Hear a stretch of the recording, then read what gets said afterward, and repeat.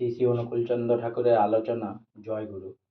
Estate বিস্কুটের গোল কৌটো থাকতো, সেই কৌটোতে ছোট ছোট বাটি বসানো থাকতো, তাতে চৈত্রী, জায়ফল, লবঙ্গ, এলাচ ইত্যাদি রকমারি পানের মশলা। পানগুলো সব এক সাইজের।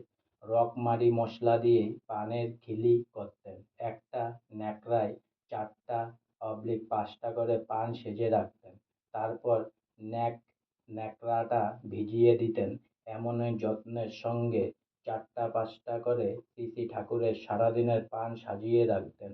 এখান থেকে একবারে 4টা/5টা করে পান ঠাকুরের জন্য নিয়ে যাওয়া হতো।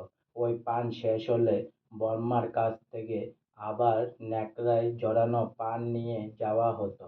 ঠাকুর বাংলায় বর্মার ঘরের দক্ষিণ দিকের বারান্দায় চৌকিতে পশ্চিম মুখে বসে বর্মাকে খুব সকালে পান সাজতে দেখেছি। শ্রী ঠাকুর হয়তো তখন পার্লারে বা নিরালা নির্বিশেষে আসছেন।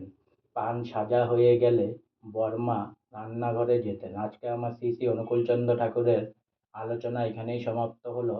তাই অনেক অনেক সাবস্ক্রাইব করুন, অনেক অনেক লাইক করুন, অনেক অনেক ভালো থাকুন, অনেক অনেক সুস্থ থাকুন, অনেক অনেক আনন্দে থাকুন, অনেক অনেক হেল্প করতে থাকুন সবাই সবাইকে। আর সঙ্গে লাস্টের বারের মতন পুনরায় প্রিয়ভাবে একবার বলে যান জয় গুরু।